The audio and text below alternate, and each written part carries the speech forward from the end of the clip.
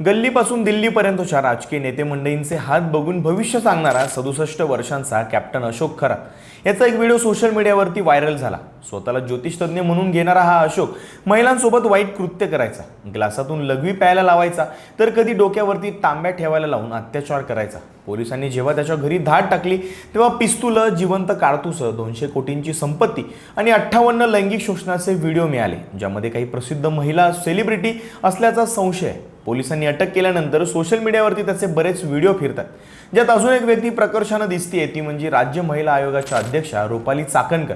त्यांचा छत्री पकडण्याचा फोटो असो की मग पाय धुतानाचा व्हिडिओ, सगळंच व्हायरल होतंय। कधी काळी कॅप्टन असलेला हा अशोक खरात नक्की आहे तरी कोण? तो गोल्ड मेडलिस्ट ज्योतिष कसा झाला आणि थेट राजकारण्यांची भविष्य सांगण्या इतपत त्याच्या जवळ जाऊन कसा पोहोचला? आणि तो इतका राजकारण्यांच्या जवळ होता तर तो बायकांचं शोषण करायचा हे कोणालाच कसं कळालं नाही? याला महाराष्ट्राचा एप्स्टीन म्हटलं जात असेल तर त्याचा पाय नेमका किती खोलात आहे त्याचा कच्चा चिट्टा सांगणारा आजचा हा व्हिडिओ शेवटपर्यंत नक्की बघा। नमस्कार, मी शुभम गोरे आणि तुम्ही पाहताय लगाओ बत्ती। 18 मार्चला सकाळी अशोक खरात आपल्या घरामध्ये निवांत झोपला असताना पोलिसांनी भागात चोर घुसलेत असं सांगून त्याच्या घराची झडती घेतली आणि अशोक दिसताच त्याला बेड्या ठोकल्या। एका 35 वर्षाच्या महिलेनं बलात्कार केल्याचा आरोप केलाय। अशोक खरात हा नाशिकमधला सिन्नर तालुक्यातला मिरगावचा राहणारा मर्चंट नेव्हीमधून रिटायर्ड झालेला हा अधिकारी स्वतःला कॅप्टन म्हणून घ्यायचा। त्याच्या दाव्यानुसार त्याने 154 देशांचा दौरा केला आणि तिथल्या धार्मिक चालीरीतींचा अभ्यास केला, पण निवृत्तीनंतर त्याने आपला मोर्चा वळवला, तो म्हणजेच अंकशास्त्र म्हणजेच न्यूमरॉलॉजीकडे आणि कॉस्मॉलॉजीकडे सुद्धा। सिन्नरमध्ये त्याने श्री ईशान्येश्वर मंदिर आणि शिवनिका ट्रस्ट स्थापन केलं। बघता बघता मंत्रतंत्र, दैवी शक्ती आणि भविष्य सांगण्याच्या नावाखाली त्याने मोठमोठ्या राजकारण्यांना, सेलिब्रिटींना आणि उद्योजकांना आपल्या जाळ्यामध्ये ओढून घेतलं। आपलं भविष्य बदलण्यासाठी त्याच्या गोविंदनगर इथल्या आलिशान बंगल्यावरती लोक रांगा लावायचे। तत्कालीन मुख्यमंत्री एकनाथ शिंदे यांनी जेव्हा त्याच्या मंदिराला भेट दिली तेव्हापासून खरातचं नाव संपूर्ण महाराष्ट्रामध्ये पॉवरफुल व्यक्ती म्हणून चर्चेत आलं।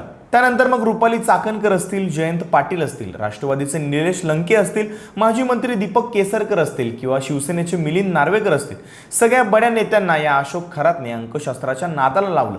पण एका 35 वर्षाच्या पीडितेने असा आरोप केला की तिला गुंगीचं औषध देऊन तिच्यावरती बलात्कार करण्यात आला। बलात्काराचा गुन्हा दाखल होताच नाशिक पोलीस आयुक्त संदीप कर्णिक यांनी त्याला पकडण्यासाठी सापळा रचला। खरात हा वजनदार माणूस होता, त्याला अटक होणार असल्याची कुणकुण जर लागली असती तर त्याने पुरावे कधीच नष्ट केले असते। त्यामुळे पोलिसांनी खरात राहत असलेल्या गोविंदनगर परिसरामध्ये चोर घुसल्याचा बनाव केला। रात्रीच्या वेळी आरडाओरडा करून पोलीस परिसरामध्ये झडती घेत असल्याचं भासवण्यात आलं।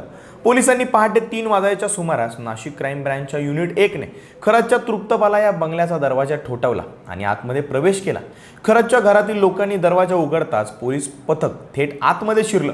खरात गाढ झोपेत असताना पोलिसांनी त्याला बेडवरतीच बेड्या ठोकल्या। पळून जाण्याची किंवा फोन करण्याची संधी त्याला मिळाली नाही।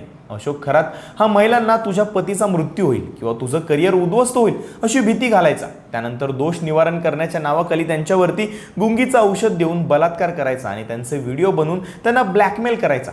खरातच्या अटकेनंतर खरातच्या घराची आणि कार्यालयाची झडती सुद्धा घेतली तेव्हा पोलिसांच्या हाती एक पेनड्राईव्ह लागला।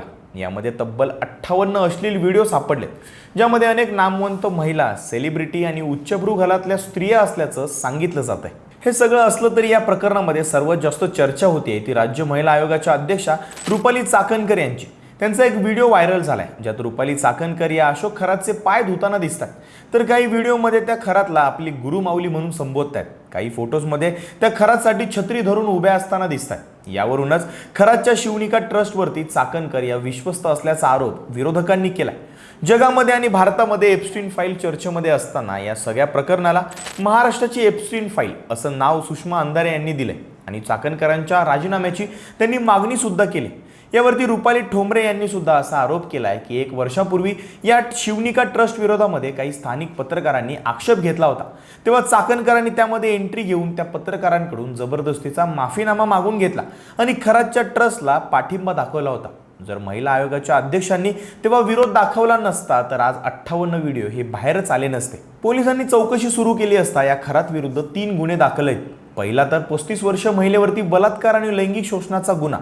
दुसरा गुन्हा आहे अश्लील व्हिडिओ व्हायरल करण्याची धमकी देऊन 5 कोटी रुपयांची खंडणी मागितल्याचा गुन्हा आहे, जो नाशिकच्या वावी पोलीस ठाण्यामध्ये दाखल केलाय। तर अहिल्यानगर जिल्ह्यातल्या शिर्डी पोलीस ठाण्यामध्ये अश्लील फोटो व्हायरल केल्याचा गुन्हा आहे। या 3 वेगवेगळ्या ठिकाणाच्या गुन्ह्यांचा तपास आता एकत्रितपणे होणार आहे। यासाठी राज्य सरकारने IPS तेजस्विनी सातपुते यांच्या नेतृत्वाखाली विशेष तपास पथक म्हणजेच SIT स्थापन केले।